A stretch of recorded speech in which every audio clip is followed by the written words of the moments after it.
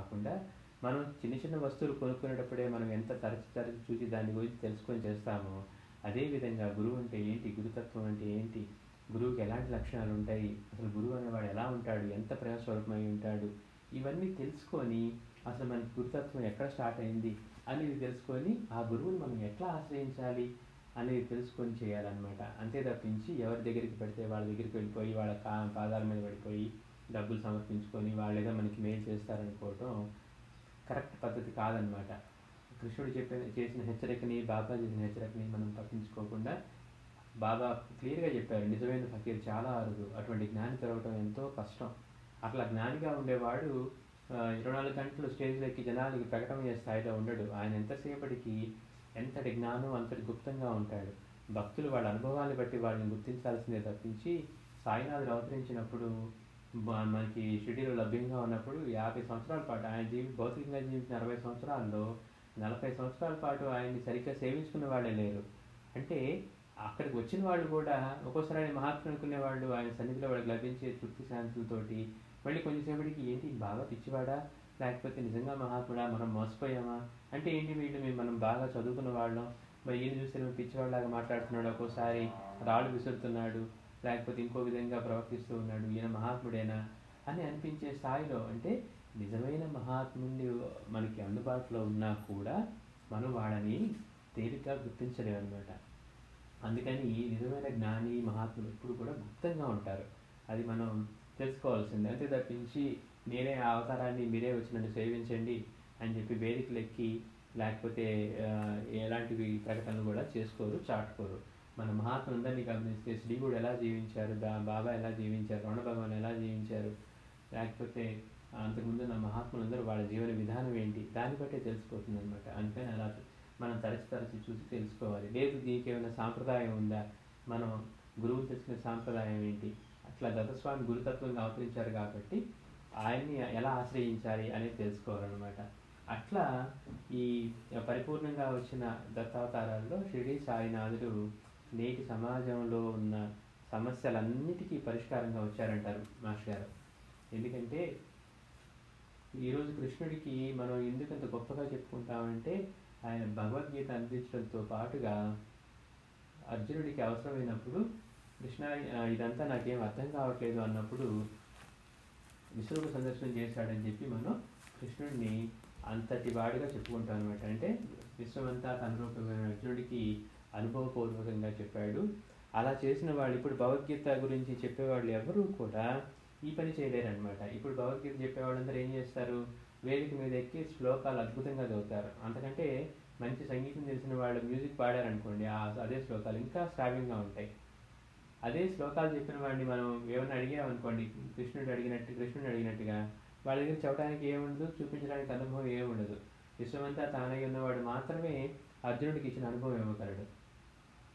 అదే సాయినాథుడి దగ్గరికి వచ్చేసరికి విశ్వమంతా తన రూపమేనని కృష్ణుడన్న ఒక అర్జునుడికి ఇస్తే, బాబా మాత్రం తన దగ్గరికి వచ్చిన ప్రతి భక్తుడికి వాడి అర్హత అనర్హతలతో పని లేకుండా, వాడు చదువుకున్నవాడా, పేదవాడా, వాడు ఈ కులం వాడా, ఆ మతం వాడా, ఏది అలాంటిది ఏమీ లేకుండా అన్ని రూపాల్లోనూ తానే ఉన్నానని అనుభవం ఇచ్చి మనకి ఏదైతే గురుధ్యాన శ్లోకం చెప్తుందో, గురుమధ్యే స్థితం విశ్వం విశ్వమధ్యే స్థితో గురుర్ విశ్వం నచాన్యోసి తస్మై శ్రీ గురవే నమః. ఈ విశ్వమంతా గురువే నిండి ఉన్నాడు, ఈ విశ్వమంతా గురువులోనే ఉంది, ఈ విశ్వానికి గురువు ఆధారంగాను దానికి అతీతంగాను ఉన్నాడు అని అన్ని జీవుల రూపంలో ఆయనే ఉన్నాడని అనుభవం ఇచ్చిన మహాత్ములు మనకి కనపడతారు అనమాట. అంటే మాస్టర్ గారు అంటారు, అంతమంది ఇప్పటిదాకా వచ్చిన అవతారాల అన్నిటిలోకి కూడా విశిష్టమైన అవతారం ఏదైనా ఉంది, పరిపూర్ణంగా మన స్థాయికి దిగొచ్చిన అవతారం ఉంది అంటే అది ఒక షిరిడి సాయినాథుడే. అన్నీ ఆయన రూపాలే, కానీ ఈ రూపంలో మనకి ఇంకా ఎక్కువగా లభ్యమయ్యి అర్హతార్థాలతో పని లేకుండా ఆయన తత్వాన్ని ప్రకటన చేస్తూ ఉన్నారు. ఇట్లా మిగిలిన మహాత్ములు అంతకుముందు వచ్చిన వాళ్ళు, బాబాకు ముందు వచ్చిన అవతారాలు భగవంతుడి గురించి, ఆయన తత్వం గురించి, విశ్వమంతా భగవంతుడే వ్యాపించి ఉన్నారు, అంతటా భగవంతుడే నిండి ఉన్నాడని ఎన్నిసార్లు చెప్పినా కానీ మనలో అర్థం చేసుకునే సామర్థ్యం కానీ జనాల్లో మార్పు కానీ లేదు. అందుకని మాస్టర్ గారు అంటారు, బాబా దగ్గరికి వచ్చేసరికి ఆయన ఎంచుకున్న భాషే వేరు. మామూలు ఏదో ఒక భాషతో మాట్లాడటం కాకుండా అనుభవం అనే భాషతో మాట్లాడి ప్రతి ఒక్కరికి ఒక అనుభవాన్ని ఇచ్చేశారనమాట. ఆ అనుభవాన్ని నింపుకొని వెళ్ళేవాడు. బాబా దగ్గరికి ఒక భక్తుడు వస్తే బాబా అతని వస్తూ ఉంటేనే బాబా కోప్పడేవారు. రేపు మసీదులోకి అడుగు పెట్టావో నేను నరికేస్తా అనేవాడు అని వాడు లిస్ట్ అవుతూ ఉండేవారు అనమాట. నువ్వు అక్కడ ఆ పని చేసావు, ఇక్కడ ఈ పని చేసావు, ఇక్కడ వీళ్ళని తిట్టావు, వాళ్ళని ఇబ్బంది పెట్టావు అని వాడు చేసిన చెడ్డ పనులన్నింటినీ చేస్తూ ఉన్నారు. వీడేమో మొదటిసారి షిరిడీ వస్తూ ఉన్నాడు. మొదటిసారి షిరిడీ వచ్చాడు. వాడు వణికిపోయాడు. అమ్మో, నేను ఎక్కడో ఉన్నా కానీ నేను చేసే ప్రతి పని బాబాకు తెలుస్తుంది, ఆయన నన్ను గమనిస్తూనే ఉన్నారని. వాడైతే మసీదులోకి అడుగు పెట్టలేదు, కానీ ఆ మసీదు బయట నుంచి బయటే వెళ్ళిపోయాడు. మసీదులోకి వాడు అడుగు పెట్టలేదు, కానీ సాయినాథుడితో సహా మసీదు మొత్తం వాడి మనసులో అడుగు పెట్టింది అనమాట. అంటే వాడి మనసంతా కూడా, అమ్మో, నేను ఎక్కడ ఉన్నా కానీ బాబా నన్ను గమనిస్తూ ఉన్నారు, నేను చేసే ప్రతి పనిని చెప్తూ ఉన్నారు. నేను మొదటిసారి బాబా దగ్గరికి వచ్చాను అనుకుంటున్నాను, కానీ బాబా మాత్రం నన్ను గమనిస్తూనే ఉన్నారు అని భావాన్ని తీసుకుని వెళ్ళేవాడు. అట్లానే ఒక వ్యక్తి ఒక పొలం పని చేస్తూ దానికి గేదెలు సహకరించలేదని దాన్ని కొడితే, మొదటిసారి షిరిడీ వచ్చినప్పుడు బాబా అంటున్నారు, ఆ రోజు ఇంత పెద్ద తప్పు కొట్టామని చెప్పి తన ఒంటి మీద చూపిస్తూ ఉన్నారు. చూపించినప్పుడు బాబా మిమ్మల్ని ఎప్పుడు కొట్టాను అంటే, ఆ రోజు అక్కడ పొలంలో కొట్టిన గేదెని నేనే, ఇదిగో దాన్ని కొడితే నన్ను కొట్టినట్టే అన్నారు. మనం ఎన్ని గ్రంథాలు చదువుకొని, ఎన్ని ఆధ్యాత్మిక ప్రసంగాలు విని, లేకపోతే ఎన్నో చదువుకున్నామన్న అహంకారాన్ని పెంచుకుంటే భగవంతుడు మన చుట్టూ ఉన్నాడు, మనతోనే ఉన్నాడు, మనల్ని గమనిస్తూ ఉన్నాడు అనే అనుభవం మనకు కలుగుతుంది. చూడండి, మనం బాగా చదువుకున్న తర్వాత కూడా, గ్రంథాలు చదువుకున్న తర్వాత మనకి ఏం కలుగుతుందంటే, అనుభవం కంటే ముందు అహంకారం కలుగుతుంది. మేము బాగా చేస్తామండి, మేము బాగా చెప్పుకుంటామండి, మేము ఇంట్లో కూర్చొని అసలు మీరు పారాయణ చేయకుండా రాము, అది కూడా అహంకారంతో చెప్పుకుంటాను తప్పించి ఇది మన కోసం మనం చేసుకున్న పని అనే మాటను కూడా మర్చిపోతాం. మనం ఎంతసేపు కూడా చెప్పుకొని పక్కన వాడు గుర్తించాలి అన్న దానిలోనే మన పనంతా ఉంటుంది. కానీ ఎన్ని చేసుకున్నా కానీ మన చుట్టూ ఉన్న భగవంతుడు మనకి ఏ రోజు ఒక అనుభవం ఇచ్చిన సందర్భం కనపడదు మనకి.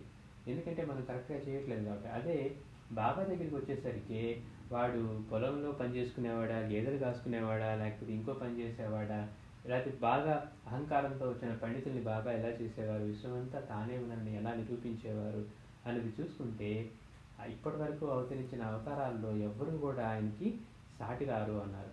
అన్నీ ఆయన రూపాలే అయినప్పటికీ కూడా మనకి ఆయన అంతగా లభ్యమై ఉన్నారు.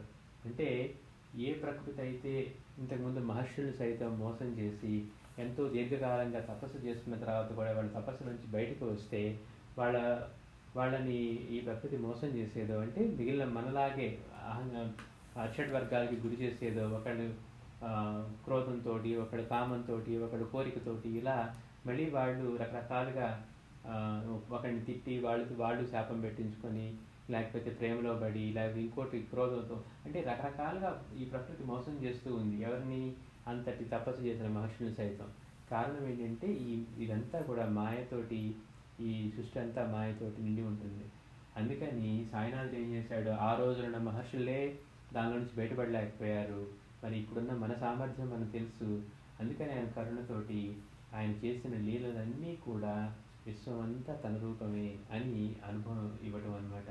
ఆ పరంగా చూసుకుంటే మనకి ఎవరు కూడా దత్తావతారాల్లో కూడా అక్కలకోట స్వామి దగ్గరగా ఆయన ఇల్లు ఒకేలా ఉంటాయి, కానీ ఇంతటి పరిపూర్ణంగా ప్రకటమైన అవతారం మనకి కనపడదు అన్నారు. కారణం ఒక్కటే, ఎవరిని చూసినా ఏది చూసినా భగవంతుడి తత్వం మాత్రమే కనపడాలి. మనం బాబా భక్తుల్ని చూస్తే మీకు తెలుస్తుంది, ఆయన్ని ఆరాధించడం మొదలుపెట్టిన తర్వాత ఒక్కొక్కరికి పెట్టినా తృప్తి పడుతుంటారు, అబ్బా బాబాకి పెట్టానన్న తృప్తి. లేకపోతే ఒక జీవిని అన్నా కానీ, అంటే ముందు మనకి ఆ బుద్ధి యోగాన్ని ప్రసాదిస్తారనమాట. అన్ని జీవుల్లోనూ ఆయనే ఉన్నాడు అన్న భావాన్ని. మనం మొదట్లో కొత్తగా ఉంటుంది, కానీ అలవాటు పడిన తర్వాత మన జీవితం మొత్తం ఆక్రమించేసి మన చూపు ఎక్కడ పడితే అక్కడ సాయి ఉన్నాడు అని ఆయన చెప్పినట్టుగా మనల్ని అంతటి పరిపక్వతకి ఆయన తీసుకువెళ్తూ ఉంటారనమాట. అయితే మనం ఇప్పుడు గురువుని తెలుసుకోవడానికి దత్తస్వామి యొక్క ఇది చెప్పుకున్నాం. అంటే మనకి ఎప్పుడు గురుతత్వంగా లభ్యమయ్యే తత్వమే దత్తాత్రేయ తత్వం. మనకి సనాతన ధర్మంలో, హిందూ ధర్మంలో ఆయన దత్తస్వామిగా ఉన్నారు. అలానే మిగిలిన మతాల్లో కూడా ఆయన రూపాలే. ఎందుకని, భగవంతుడికి బిడ్డలందరూ సమానమే, వాళ్ళందరినీ ఉద్ధరించాలన్నదే. మనం ఒక హిందువులను మాత్రమే ఉద్ధరించి మిగిలిన మతాలు వాళ్ళని వదిలేశారనుకోడు, లేకపోతే వీడు మన ధర్మాన్ని పాటించట్లేదు కాబట్టి వదిలేరనుకోరు అనమాట. అందుకని ఆయన దేశకాల అవసరాలను బట్టి వేషాలను వేసుకొని ఆయనే అవతరిస్తూ ఉంటాడు.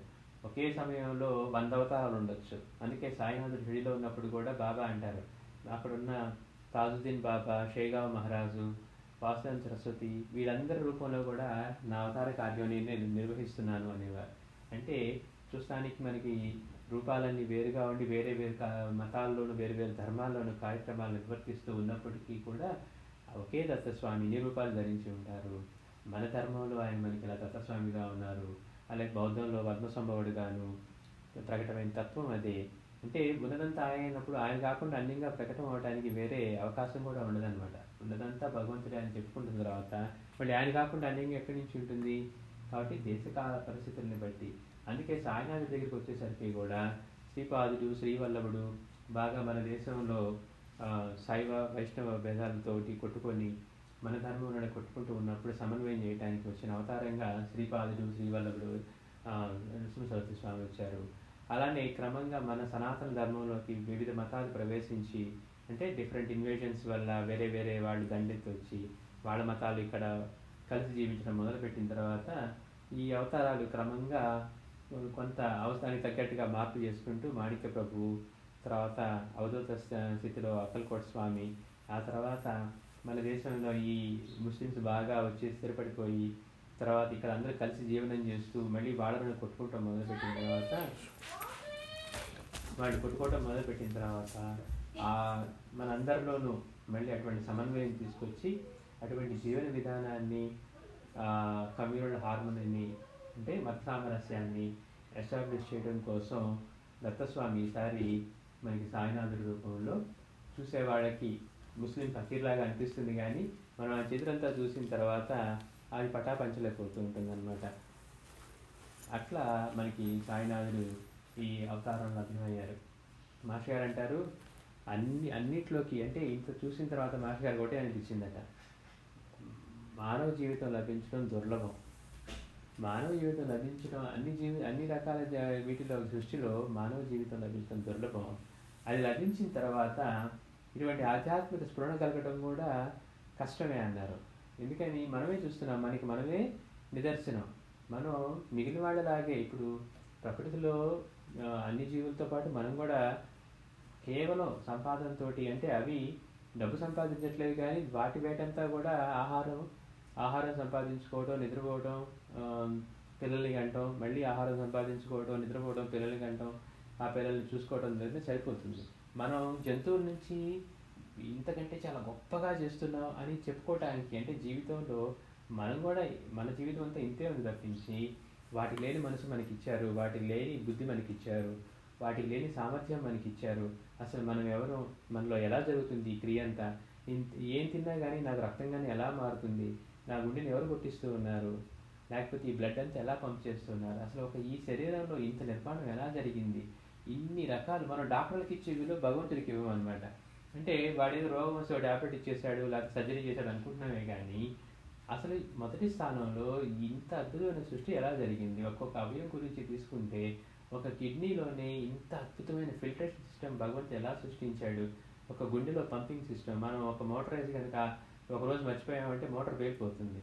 మరి భగవంతుడు మనలో గుండెని ఆ పంప్ చేసే విధానాన్ని అసలు ఎలా సృష్టించాడు. అసలు అంటే ఏది తీసుకున్నా కానీ ఆశ్చర్యాన్ని కొలిపేట్టుగా ఉంటుంది. కానీ మనం అటువంటి స్ఫురణ కూడా లేకుండా సంపాదించుకున్న వాటి తిన్నవాటి లేదా మళ్ళీ సంపాదించిన కొన్నామా, వాటిని దాచిపెట్టుకున్నామా, వాటిని జాగ్రత్త చేసుకున్నామా అని నలుగురిలో మనం గొప్పదనం చూపించుకున్నామా అనుకుంటున్నామే. కానీ అరే మనలో ఇటువంటి తత్వాన్ని ఇచ్చాడు భగవంతుడు. అసలు నేనెవరు, నేను ఎక్కడి నుంచి వచ్చాను, అమ్మ కడుపులోకి ఎక్కడి నుంచి వచ్చాను, రేపు వెళ్ళిపోతే ఎక్కడికి వెళ్ళిపోతాను, ఇది అసలు ఈ సృష్టి అంతా ఇంత ఏంటి. నిద్రపోతూ ఉన్నప్పుడు మనం మెలకువలో ఉన్నప్పుడు ఏమనుకుంటున్నాం, కళ్ళు ఉంటేనే చూస్తాము, కళ్ళు మూసుకుంటే చూడలేము అనుకునే మనం మరి గాఢ నిద్రలోనూ స్వప్నాలన్నీ చూస్తూ అదే అనుభూతిని పొందుతూ ఉన్నాము.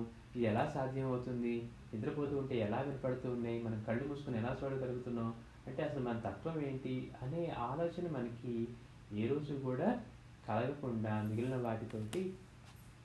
వాటికంటే మనం ఏదో గొప్ప ఆధిక్యంతో జీవిస్తున్నాం అనుకుంటే కనుక తప్పే. వాటికి లేని తెలివితేటలు మనకి ఏమున్నాయంటే సంపాదించుకుని దాన్ని దాచుకొని తినడానికి, అంతకుమించి మనలో ప్రత్యేకత ఏమీ లేదు. అలా కాకుండా సృష్టిలో ఈరోజు మనం అనుభవించే